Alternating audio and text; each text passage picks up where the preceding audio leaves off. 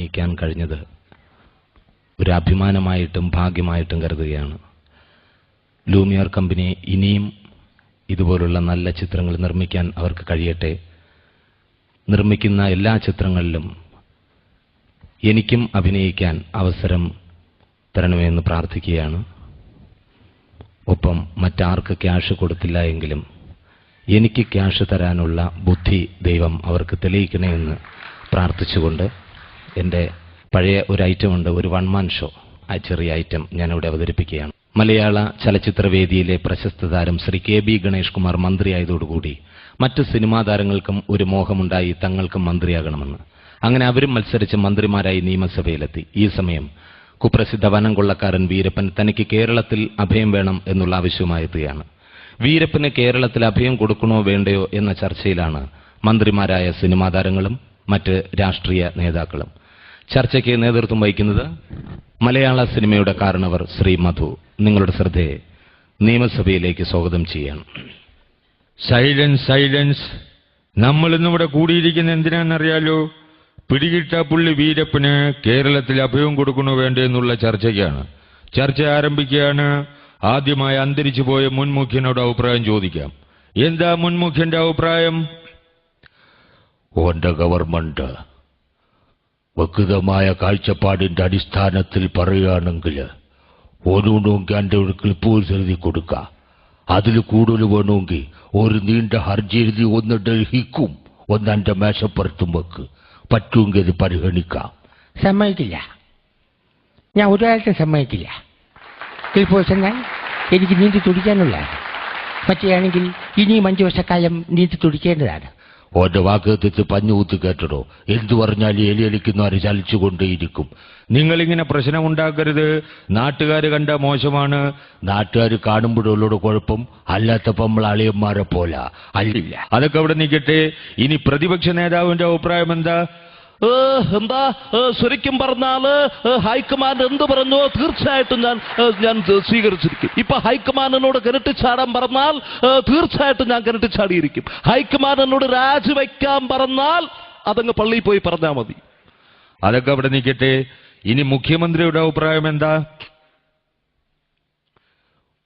കേരളത്തിന്റെ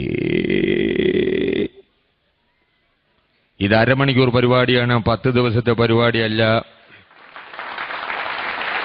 വരുന്ന 2 വർഷവും കേരള ടീമിന്റെ ധോണി ഞാൻ തന്നെയാ. പിന്നെ പിണങ്ങാറായിക്കിപ്പോൾ ഹർഭജൻ സിംഗിന്റെ അവസ്ഥയാ.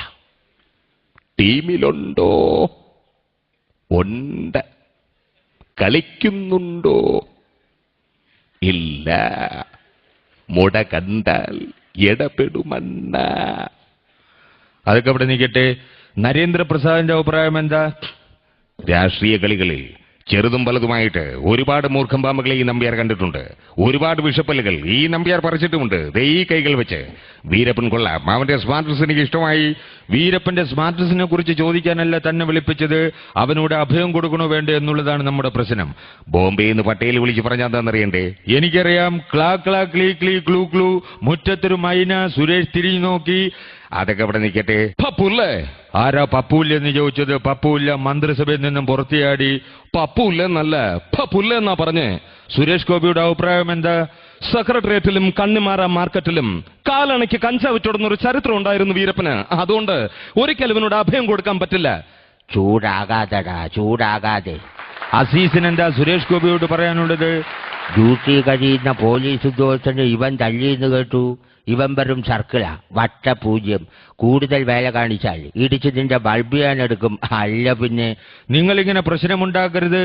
രാജം ബി ദേവിന്റെ അഭിപ്രായം എന്താ? ഇട കഴിവേരിക്കാം മകനെ. നിന്റെയൊക്കെ ഇപ്പം വെച്ചതോന്നാ. പണ്ട് എനിക്ക് വേണ്ടി പല നല്ല കാര്യങ്ങൾ ചെയ്തിട്ടുണ്ട്. പല പുല്ലുകളെ താൻ കിടന്ന് ചീത്ത വിളിക്കാതെ മാറിയേക്കൂടോ. കൊച്ചു പ്രേമന്റെ അഭിപ്രായം എന്താ?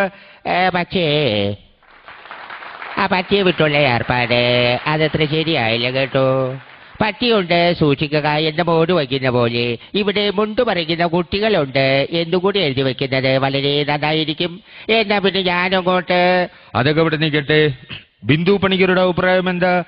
ഏതാ അശോക, എനിക്ക് നിന്നോട് ഒരുപാട് കാര്യങ്ങൾ പറയാനുണ്ട്. പണ്ട് ഞാൻ കോളേജിൽ പഠിക്കുമ്പോൾ എനിക്കായിരുന്നു ക്ലാസ്സിൽ ഫസ്റ്റ്. പക്ഷെ റിസൾട്ട് വന്നപ്പോ ഞാൻ തോറ്റു. അതെങ്ങനെ? അവറ്റകൾക്ക് എന്നോട് സ്നേഹമില്ലല്ലോ. നിന്നെ സ്നേഹിക്കാൻ ഞാനുണ്ട്. മുരളിയുടെ അഭിപ്രായം എന്താ? അരേ വാട്ട് എ ബൊംബാസ്റ്റിക് എക്സ്പ്ലോഷൻ. താനെവിടെ പോണം? വീരപ്പനുമായി സംസാരിക്കണം. നിസ്സാര പ്രശ്നമല്ലേടൂ. വീരപ്പനുമായി സംസാരിക്കുന്ന അത്ര നിസ്സാര പ്രശ്നമില്ല. അങ്ങനെയാണെങ്കിൽ താൻ പോയി സംസാരിക്ക്. കൊല്ലക്കുടയിലെ മുയലിനെ താൻ ഉടുക്കൂട്ടി പേടിപ്പിക്കരുത്. നിക്ക് മധു സാറേ, എനിക്ക് ലേശം വെള്ളം വേണം. വെള്ളം ഉണ്ടെങ്കിലേ താൻ പറയൂടാ ശ്രീനിവാസ. ഇല്ലെങ്കിൽ വേണ്ട, ഞാൻ കിണറ്റി ചാടി കുടിച്ചോളാം. ഇവന് വട്ടായെന്നാ തോന്നുന്നേ. വട്ട് തന്റെ അപ്പന്. താൻ എന്താ പറഞ്ഞത്? എനിക്ക് വട്ടാണെന്നോ? അത് കാര്യമായിട്ടാണോ തമാശക്കാണോ പറഞ്ഞത്? കാര്യമായിട്ട് എന്നടാ.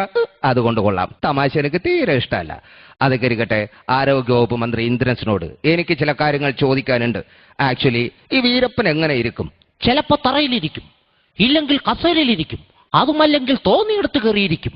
ഓ എന്റെ പൊന്നു കർത്താവേ, എടാ കേന്ദ്രം നിന്ന് ചില മന്ത്രിമാർ എത്തിയിട്ടുണ്ട്. അവർക്കൂടി സംസാരിക്കാനുള്ള അവസരം കൊടുക്കട. അല്ലല്ലേ. ജനാർദ്ദനം പറഞ്ഞ സ്ഥിതിക്ക് ഇനി അവര് സംസാരിക്കട്ടെ. പ്രിയമുള്ള എന്റെ നാട്ടുകാരെ, നിങ്ങളെല്ലാം ഒരുമിച്ച് കണ്ടപ്പോൾ എനിക്കെന്തെന്നില്ലാത്ത സന്തോഷമാണ്. അത് കേരിക്കട്ടെ. കേന്ദ്രത്തിൽ മറ്റു മന്ത്രിമാർക്കെല്ലാം സുഖമാണോ? എന്തോന്ന് സുഖം. പിന്നെ വനിതാ മന്ത്രി ശിൽക്ക് സ്മിത ഉള്ളത് കൊണ്ട് ഞാൻ അഡ്ജസ്റ്റ് ചെയ്ത് പോകുന്നു. അതൊക്കെ അവിടെ നിൽക്കട്ടെ. സത്യമാഷിന്റെ അഭിപ്രായം എന്താ? തടിയാ, അടുത്തു വരൂ. ഞാൻ നാളെ അമേരിക്കക്ക് പോവാണ് ചൂണ്ടയിടാൻ. ചൂണ്ടയിട്ട് വരുമ്പോ വലിയൊരു മീൻ കൊണ്ടുവരാം, പള്ളത്തി. ഇത് പറയാനുണ്ടല്ലെങ്കിൽ ചാടി പുറപ്പെട്ടത്. ആക്ച്വലി സുകുമാരൻ ചേട്ടന്റെ അഭിപ്രായം എന്താ? അമ്പടിക്കള്ളി അല്ല, ഇതാര് ഫിലോമിനെ ചേച്ചു വന്നാട്ടെ ഇരുന്നാട്ടെ. കുടിക്കാൻ ചായയോ അതോ കാപ്പിയോ? നിക്കടാ അവിടെ നിൽക്കാനാ പറഞ്ഞത്. എനിക്ക് ചായ വേണ്ട, കാപ്പി വേണ്ട. എനിക്ക് ലേശം പരിധീര് മതി. അയ്യോ പാവം, പനിനീര് രാവിലെ നിമിഷം പോയി കിട്ടില്ല. വല്ല ബ്രാൻഡി വിസ്കോ വേണമെങ്കിൽ അത്യാവശ്യത്തിന് എടുക്കാന്നേ ഉള്ളൂ. ഈശ്വര, എന്നോട് എന്തിനാ ഈ ക്രൂരത?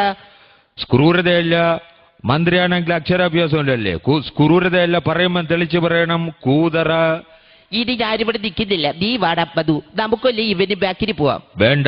എന്താ മോഡി ബാക്കിന് പോവാടാ? അതും വേണ്ട. പിന്നെ എന്തിയാ മധുവിന്റെ പരിപാടി? വാകളവി നമുക്കല്ല ഇരുട്ട് വാകിനും പോവാം. എന്തുവാടെ ഇവിടെ വെട്ട വിളിച്ചതുമില്ലേ? ഇതാര് ജഗതി മന്ത്രിയോ? താൻ ഇത്രയും നേരം എവിടെയായിരുന്നു? ക്രിക്കറ്റ് കാണുകയായിരുന്നു. എങ്ങനെ ഉണ്ടായിരുന്നു ക്രിക്കറ്റ്? ഇതാണോ ക്രിക്കറ്റ് കളി? ഒരുത്ത ബാളെടുത്തെറിയുന്നു, മറ്റവൻ അടിച്ചു കളയുന്നു. അടിച്ചു കളയാനാണെങ്കിൽ പിന്നെ എന്തിനടെ പുല്ല് കളിക്കണത്? എന്താടാ ഹെലികോപ്റ്റർ വെള്ള സാരി കിടന്ന് പറക്കുന്നത്? എക്സ്ക്യൂസ്, അത് വെള്ള സാരിയല്ല, വീരപ്പന്റെ പാന്റാ. ദേവമാവ് അതിൽ നടത്തി ചാടാനുള്ള പരിപാടിയാണല്ലോ. വഴിമാറടാ. എന്റെ അമ്മേ. ചാടിയത് പാർപ്പത്തായതുകൊണ്ട് എനിക്കൊന്നും സംഭവിച്ചില്ല. പോടാ പറ്റി. മനുഷ്യന്റെ നെഞ്ചത്തടുത്ത് ചാടിയിട്ടാണോ പാറപ്പുറം എന്ന് പറയുന്നത്? വഴിമാറടാ. എനിക്ക് അഭയം തന്നില്ലെങ്കിൽ കൃത്യം 11 മണിക്ക് തന്നെ കേരളം ചാമ്പലാക്കിയിരിക്കും. എടോ വീരപ്പൻ എന്ന് പേരുള്ള തേടേറ്റ് സെറ്റെ, താൻ ആരാടോ? നാട്ടുരാജാവോ? തന്റെ കളരിയും തരികയുടെ നമ്പരും എല്ലാം ചെലവാകും അങ്ങ് കാട്ടില്. ഇത് സ്ഥലം വേറെയാ.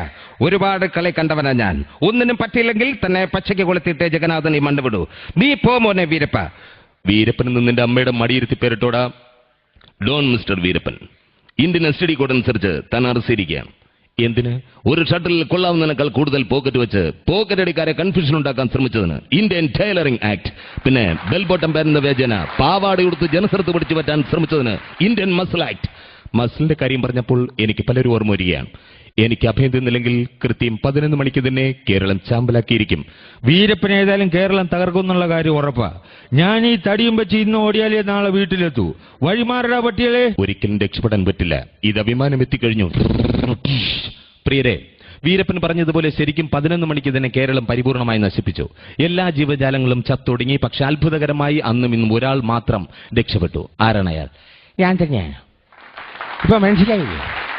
എന്റെ പുറകിൽ നിന്ന് ബോംബിട്ടായും മുന്നിൽ നിന്ന് ബോംബിട്ടായും ഒരു ക്ഷുദ്ര ശക്തികൾക്കും എന്നെ തകർക്കാൻ കഴിയില്ല. ജയ് ഗുരുവായൂരപ്പൻ.